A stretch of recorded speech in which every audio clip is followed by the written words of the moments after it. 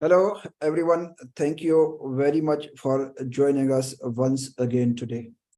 And today we are discussing once again the impact of corporate tax on the free zone businesses. We will see what will be the impact of corporate tax on the free zone businesses. We have already discussed, we had already one seminar on the impact of corporate tax on the free zone businesses.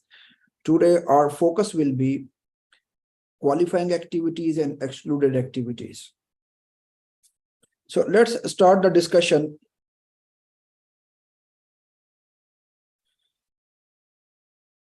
We all know this, that Article 3 of the law says that 0% corporate tax will be applicable on the qualifying income of the qualifying free zone person. Any other income, it will be subject to tax at 9%.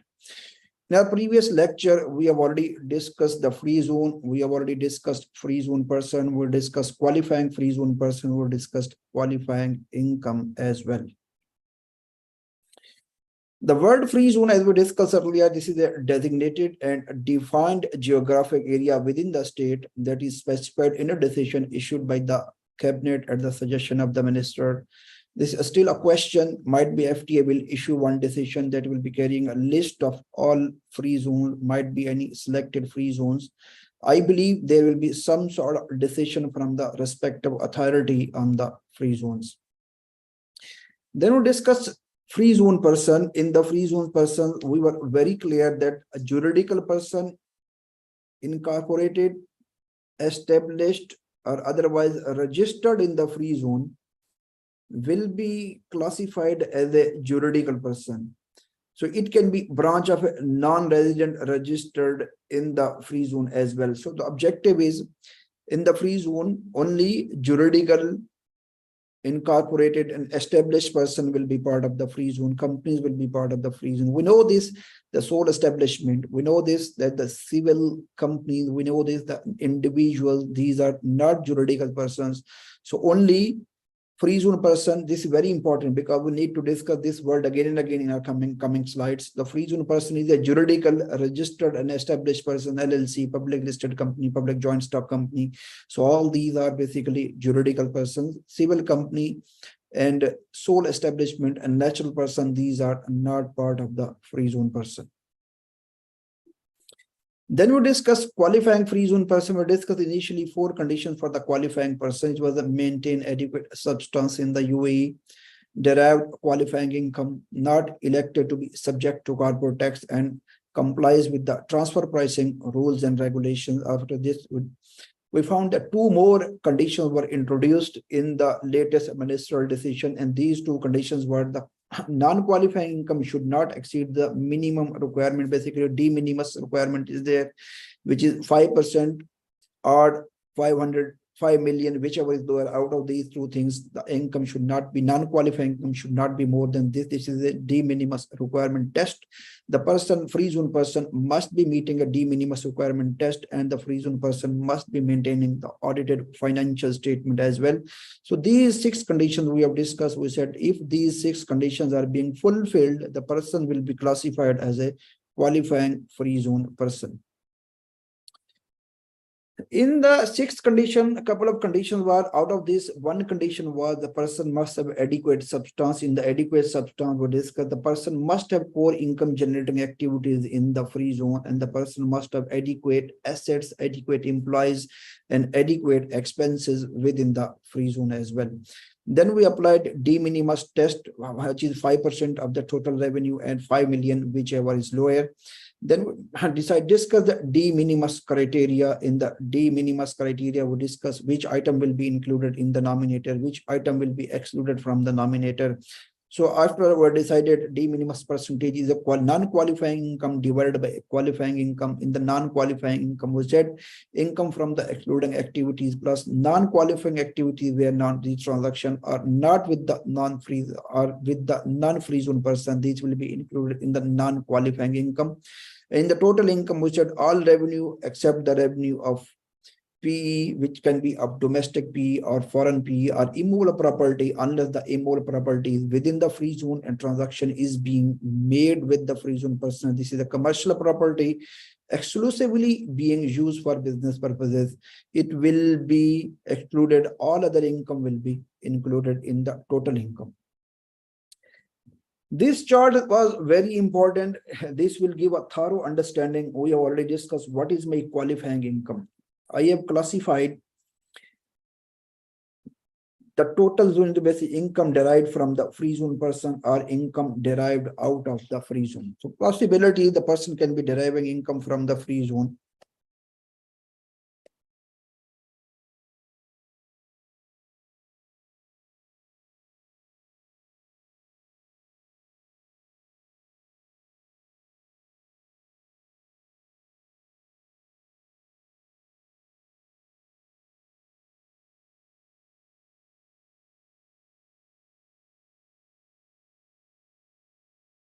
So the possibility is the person is deriving income from the free zone, and there is a possibility that the person is deriving income out of the free zone. If the person is deriving income from the free zone, they said this can further be classified an income derived from the other free zone person or income derived from the immovable property. Basically, the special rules for the immovable property. So we'll discuss the immovable property altogether, specific the special rules for this. So if the free zone person, if the qualifying free zone person means the free zone person which is meeting all those 6 conditions is deriving income from any other free zone person, and we know this, the free zone person is a juridical person registered and established within the UAE, then the income of this person shall be considered a qualifying income except the income from the excluded activities. This is whatever we are discussing here. So if the free zone person, I'm repeating, if the qualifying free zone person is deriving income from the other free zone person, and this income is not from the immovable property, this income is from the other free zone person, not from the excluding activities, then it will be considered qualifying income. We'll discuss the special rules as well. In the special rule, we discuss the commercial property, a non-commercial property, and the commercial property that is being used exclusively for business purposes.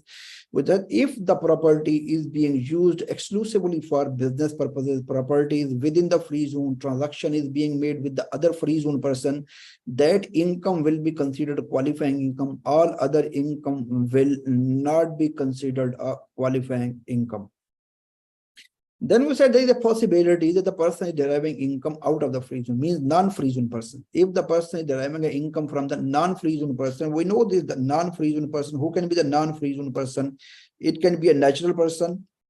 It can be a sole establishment. It can be a civil company. It can be any other business which is registered out of the free zone. So this will be considered non-free zone person. So we decided if the qualifying free zone person is deriving income from the non-free zone person, this can be further classified income related to the PE, income derived from the non-free zone person, not related to the PE. For the PE, they are very clear. PE can be, it can be domestic PE, might be the PE in the UAE, on the mainland. It can be non-domestic PE. If this is a foreign PE, basically, if this is a domestic PE or foreign PE, any income that is derived by the qualifying free zone person from the PE, it will not be considered qualifying income. That will be subject to tax in a normal way, which will be up to 375,000 and more than 375,000, 9%. Then we discuss income derived from the non-free zone person and not related to the PE. There is a possibility that the person is deriving the income from the qualifying activity, the non-qualifying activities. If the person is deriving the income from the qualifying activities from the non-free zone person, that will be qualifying income. Any income other than this, it will be non-qualifying income. We summarize in our discussion, basically, 4 income can be classified as a qualifying income. Income derived from the free zone person, based from commercial property which is located within the free zone, being used exclusively for business purposes, where the other party is a free zone person. Then we discuss income derived from other free zone person except income from the excluded activities. Income derived from non-free zone person, from where the qualifying activities which are not excluded activities. At the end, we said where the non-qualifying income is less than 5% or less than 5 million, out of this, whichever is lower, it will be considered as a qualifying income as well.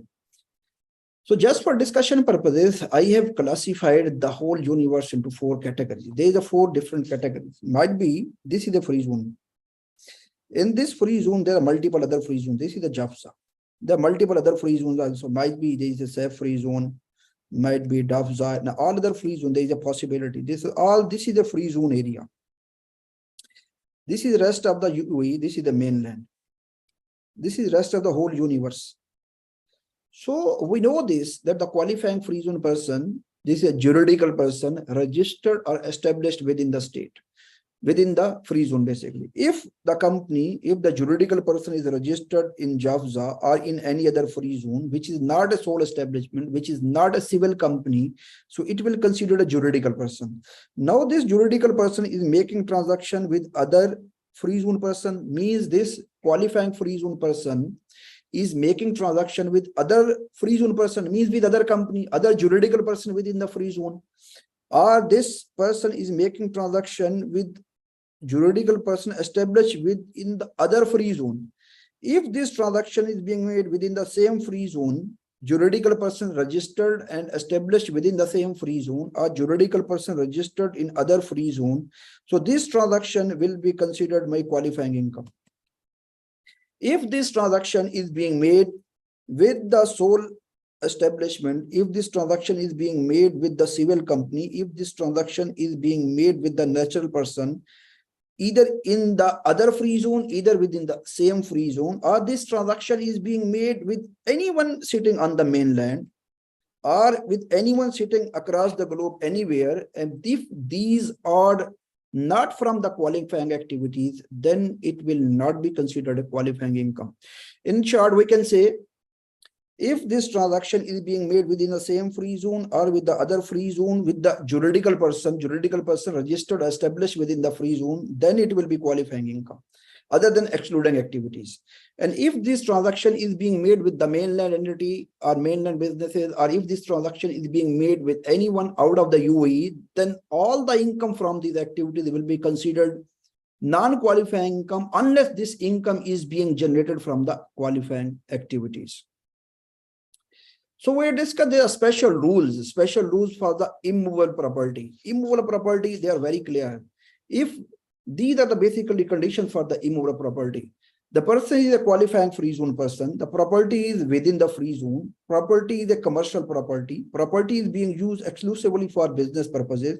Transaction has been made with other free zone person. If all these conditions are being fulfilled, then we can say income from the commercial property will be qualifying income. Other than this, any income from any immovable property, it will be subject to corporate tax in a normal way, it will be non-qualifying income. So for the commercial property, the restriction is commercial property is within the free zone, either here, either here.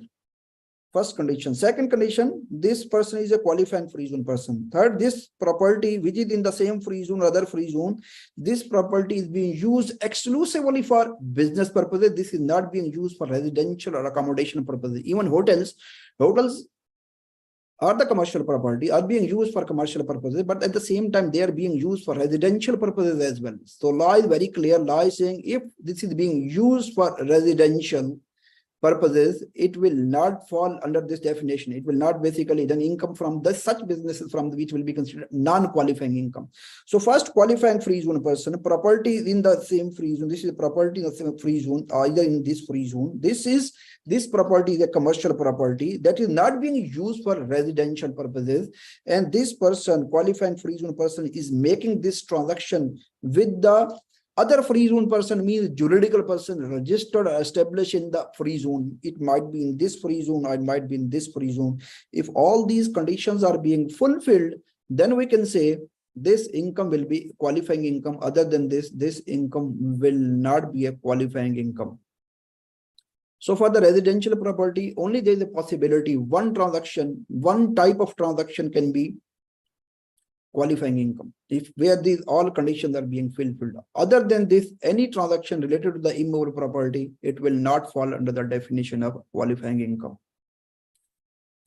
So what are the excluded activities? Basically, excluded activities, they mentioned, this is a core area. We'll focus on this today. As I mentioned, the excluded activities, these are total 7 excluded activities. First of all, any transaction with the natural person, means if the qualifying free zone person is doing any transaction with the natural person, that will fall under the excluded activities. But there are 4 exceptions are there. 4 exceptions are: if the qualifying free zone person is providing fund management services, or providing wealth or investment management services, or providing ownership, management, or operations of the ship, or at the same time, if the qualifying free zone person is doing financing and leasing of aircraft, including engine, rotor, all except these 4 transactions, then it will be considered as a qualifying income. If means if the qualifying free zone person is providing these 4 services to the natural person, then income will be considered qualifying income. Otherwise, it will fall under the excluded activities. Second, banking business. Banking activities, these banking activities are excluded activities as well. Even the person is a qualifying free zone person. Person is registered within the UAE, within the free zone, complying all 6 requirements of the law, but the person is providing the banking activities. If the person is providing the banking activities, they said it will fall under the excluded activities. In the same way, if the person is the juridical person which is established within the free zone, means company registered within the free zone, other than sole establishment, other than civil company, but this company is providing insurance activities, then it will be excluded activity. Means banking, if the banks are banking activities within the free zone, it will be out of this, it will be excluded. Insurance activities from the free zone, it will be excluded. And if the qualifying free zone person is providing any services to the natural person other than these 4 services to the natural person, it will be excluded as well. Then after this, there are finance and leasing activities. If these are being provided within the free zone, if the juridical qualifying free zone person is providing all these activities, even basically, just going back to the basics, if the qualifying free zone person is not meeting the condition, that for sure it will not fall under the qualifying free zone person. It will all together straightforward, it should be excluded from the qualifying income. But we are assuming of all those conditions are being fulfilled. If all those 6 conditions are being fulfilled, but still the person is performing finance and leasing activities, then still it will not fall under the definition of qualifying income, but it will be considered excluded activities. But at the same time, they are saying if these financing and leasing activities are being provided to the related party, where the treasury and financing services are being provided to the related party, or financing and leasing of aircraft, including engine and rollable components, are being provided, then in this situation, it will be assumed that the person income is a qualifying income. So basically, all financing and leasing incomes are excluded activities except 2 categories that I have just mentioned. Immovable property, we have already discussed in detail. Except 1 stream of immovable property, all other income of the immovable property, it will fall under the definition of a non-qualifying income. What is the 1 stream we already discussed? Qualifying free zone person, property, the commercial property is within the free zone, property is being used exclusively for business purposes. This property is not being used for residential or accommodation purposes. And the other party with whom this transaction is being made, that is a other free zone person, means other company which is not a civil company or which is not a sole establishment, other company which is registered within the free zone. Then in this situation, that income will be qualifying. Other than this, every income related to the immovable property, it will fall under non-qualifying income. Intellectual property assets, we know what are the intellectual property assets. These are the patents, intangibles, trademark, logo, different types of licenses, intangible software. So if this ownership and exploitation of the intellectual property asset, if any business is earning any income from the intangibles, so intangible property asset, it will be fall under the excluded activities as well, even though all the conditions of the qualifying free zone persons are being met. Then further at the end, they said all any activities that are ancillary to the activities listed in the paragraph A to F, and we know these necessary ancillary activities are there, not independent function, but it's necessary for the performance of the main qualifying activity. So in short, we can say these are the excluded activities. In these excluded activities, transaction with the natural person, we have already discussed in detail transaction with the natural person. If the qualifying free zone person is doing transaction with the natural person within the free zone, it will be out of the scope, straightforward excluded activities, except 4 categories of the transaction where they are providing fund management services, wealth management services, operation, ownership of the ship, or the leasing of the aircraft. Except these 4 transactions, all those transactions with the natural person will fall under the excluded activities. Then banking businesses, it will fall under the excluded activities. The insurance fall under the excluded activities. Then financing, leasing, other than 2 activities, these 2 activities are financing and financing and leasing to the related party, or if any services are being provided to a natural person related to the aircraft. I think this was, yeah, financing, leasing of aircraft. Then these, other than these 2 transactions, it will fall under the excluded activities. Immovable property we will discuss in detail. Intellectual property, patent, copyright, or any trade, any software from this intellectual, which fulfill definition of intellectual property assets, it will fall under the excluded activities. Or any other incidental activities, which are cannot be performed a standalone basis, but these are necessary to perform all these activities. So all these are the excluded activities. So I believe everybody will be clear on this. What are the excluded activities? Going back to the basics, if the qualifying free zone person is generating income from any other free zone person, it will be considered qualifying income other than the income from the excluded activities. And we have discussed all these excluded activities in detail. So qualifying activities, then the second stream we have discussed. Now the qualifying free zone person is earning income from the non-free zone person. This non-free zone person can be a sole establishment registered within the free zone. This can be a civil company registered within the free zone. It can be any other company which is registered or incorporated out of the free zone. It can be on the UAE mainland. It can be out of the UAE. It can be anywhere in the GCC. It can be anywhere in the whole world. So if the income is being generated from the non-free zone person, we have already discussed the area of non-free zone, who can fall under the definition of non-free zone. So if the qualifying free zone person is generating any income from the non-free zone person, and this income is from the qualifying activities, then it will fall under the qualifying income. Other than this, all income that is being generated by the qualifying free zone person, it will be considered non-qualifying income. So for the qualifying income, I just made a clusters. First is the basically related to the goods and material. Goods and material. So manufacturing of goods and material, processing of goods and material, distribution of goods and material. So this is a free zone. This is the qualifying. This is a free zone. This is the qualifying free zone person. This is the whole area. If this qualifying free zone person is providing manufacturing services on the mainland, if providing processing services on the mainland, this qualifying free zone person, law says it must be a designated zone. Only free zone. Law is not asking only free zone. Here the law is very clear. Law is asking this free zone must be a designated zone as per the requirement of VAT, value added tax. We know this in the VAT, it has been mentioned. I think this is Article 70 of the VAT law.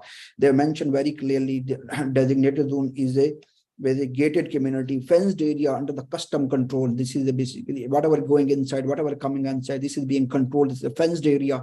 So designated zone. Here the law is not using the word free zone. Here the law for this distribution, this law is using the word designated zone.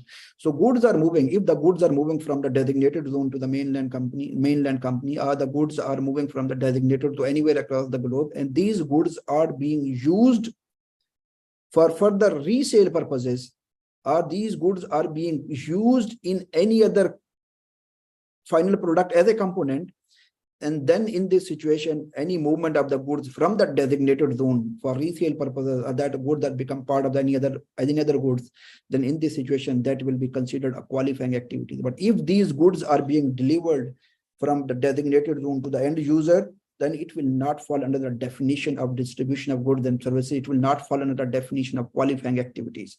In the same way, if the goods are being delivered from the non-designated zone, we know this, there are a lot of free zones which are non-designated free zones. A lot of free zones are there which are designated zone. If the goods are moving from the free zone, which is not a designated zone, and these are being sold to the redistributor or reseller, still it will not be considered qualifying activities. The condition is goods are moving from the designated zone. From the designated zone, goods are moving to a person which is reselling or making a part of the component. The component ultimately is being sold. Then in this situation, it will fall under the definition of qualifying activities. Otherwise, it will not be considered a qualifying activity.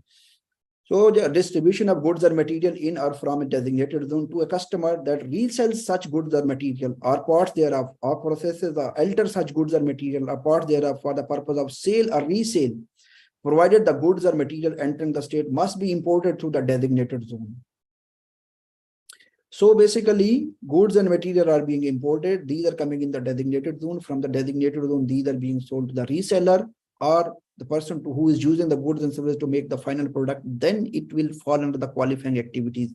Otherwise, it will not fall under the qualifying activities. And the person who is sitting in the designated zone, who is selling these goods and material, the person must be a qualifying free zone person. I believe everyone will be clear regarding this. This is the second cluster. This second cluster, the fund management services or wealth management services, these are two qualifying activities of even these services are being provided out to a person which is a non-free zone person. Still, it will fall under the qualifying activities. Any income being generated from these qualifying activities, it will fall as a qualifying income and it will be subject to tax at 0%. These are related party transactions. If the qualifying free zone person is providing headquarters services to the related party if the qualifying free zone person is providing treasury and financing services to the related party, then it will be considered qualifying activities as well. These headquarters services, law is saying we need to go back to the respective law and we need to find what are the headquarters services. Basically, if I'm going to the ESR law, in the ESR law, they are very clearly saying headquarters services are being provided from the UAE company out of the UAE, where the UAE company is responsible for their performance and success. There are a lot of other conditions as well. So we need to look into these definitions. What are the headquarters services? What are the treasury and financing services? We need to go back to the respective law and we need to see what are the respective definitions in the respective law as well. So the second cluster was the services, fund management services. It was wealth and investment management services. Third cluster was transaction with the related parties. If we are providing headquarters services or we are providing treasury and financing services to the related party, and these services are being provided by the qualifying free zone person, still it will fall under the definition of qualifying activities. The more cluster I have, the other services are holding of shares and other securities and reinsurance. Just keep in mind, we said insurance services are falling under the definition of excluded activities. Reinsurance are falling under the definition of qualifying activity. So if the qualifying free zone person is providing reinsurance services to non-free zone person, or either the same services are being provided to other free zone persons, still will fall under the qualifying activity. Sorry, in non-free zone person, it will fall under the definition of qualifying activities, because if these are being provided to the tree insurance services are being provided to the other free zone person, then straightforward it will be considered a qualifying income, because we have already discussed this qualifying activities involvement will be there whenever we are discussing the transaction from the qualifying free zone person with non-free zone person. So holding of shares and other securities along with this reinsurance services that are subject to the regulatory or competent authority in the state, it will fall under definition of qualifying activities. Logistics services are qualifying activities. Ownership and management operation of ships, financing and leasing of aircraft and road components, these are also falling under the definition of qualifying activities. So any ancillary services, we know this is the ancillary services, the no independent functions, but these services, these activities are being performed just to support the main activities as we discussed out of the above three activities.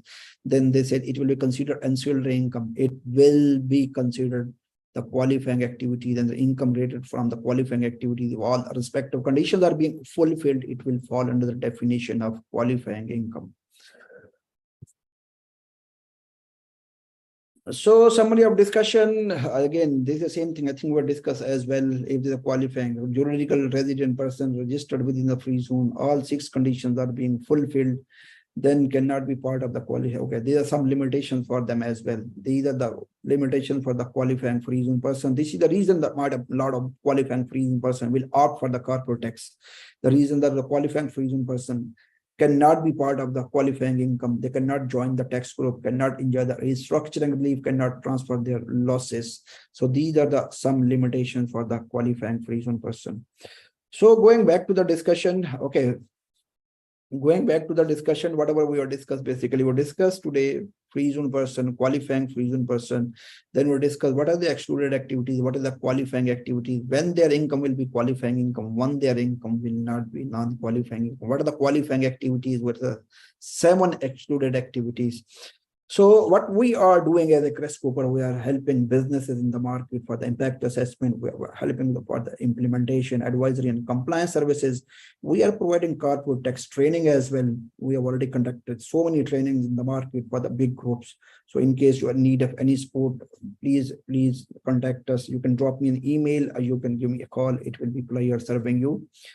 So we are always listening, we are always understanding, we are always delivering. You can contact us on a given mobile number, a given landline number. You can drop me an email at mahar@crestcooper.com, or you can drop us an email at info@crestcooper.com. Thank you very much. And this is over from my side. If you have any question, then it will be pleasure supporting you. So how to pass the substance test? How many employees should be? Okay, this basically the specific criteria they have given, Omar, they have given a specific criteria in the economic substance regulations, 8 hours on daily basis. If one employee is serving almost 8 hours on daily basis, then it will be considered one employee. But this we need to go back to the ESR laws and regulation. We need to see what are the requirements, what are the adequacy tests, how can we fulfill the adequacy test. And the very important thing in this was they are asking, you must have the adequate expenses, adequate resources, adequate employees, adequate assets within the free zone. If you are outsourcing it, the other party must have all these assets, expenses, or employees within the free zone. Can you please share the presentation? You can drop me an email. I'll share it. Hasib Qureshi is asking, if qualifying free zone person deals with natural person within free zone, you said the income will be out of the scope, which means income will not be subject to 9%. No, basically, if the qualifying free zone person is generating any income from the free zone, and if the person is generating any income from the natural person, and this income is out of the 4 categories, then it will be considered qualifying income. Other than this 4 categories we discussed: fund management services, wealth management services, operation management and ownership of ship, then there is leasing of the aircraft. Other than these 4 categories, if we are generating any income from the natural person, even the natural person is within the free zone, even the natural person is within the mainland, even anywhere across the globe, it will be subject to tax, because whenever the law is asking, qualifying income law is saying other free zone person, and natural person is not other free zone person. So natural person, they have 4 services with the natural person. In the very straightforward, simple way, I will say 4 services with the natural person. It will fall and it will generate as a qualifying income. Other than this, all the services provided to the natural person by the qualifying free zone person, it will be subject to tax. Then your natural person is free zone, will not be qualifying free zone person, and he is not juridical person. So his income will be non-qualifying income. I just explained. Other than 4 activities provided to the natural person, all income of the natural person will be subject to tax. Hasib is asking, my usual material is imported from China, but about 20% is bought from UAE mainland. Both are used in the production and finished goods produced.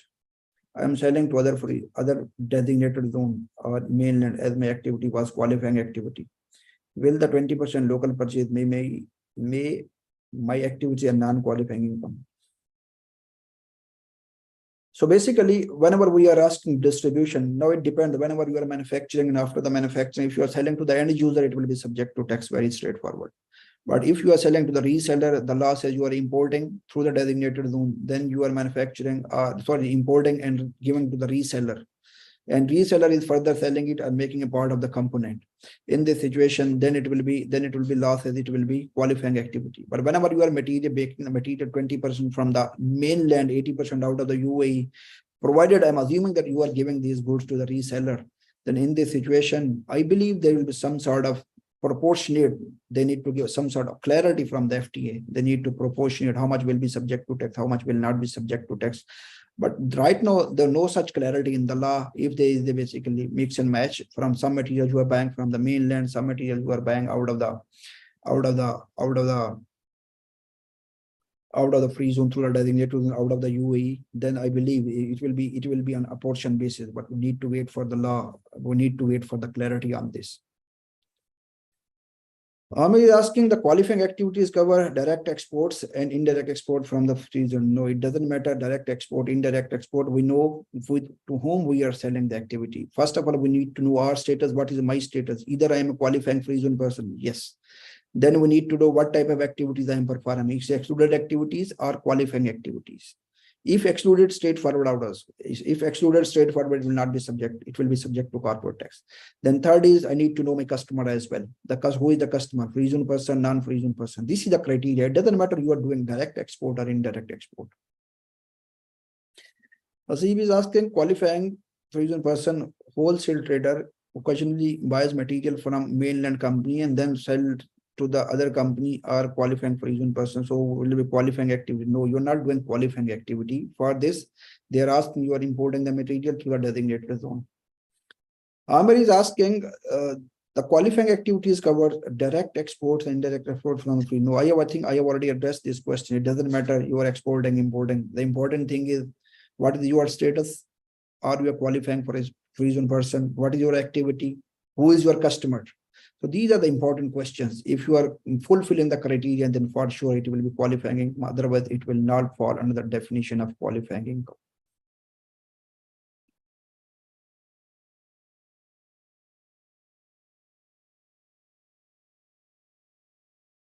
Thank you very much. And thank you very much and have a lovely day. Thank you very much for being with us once again today. Thank you. Bye-bye.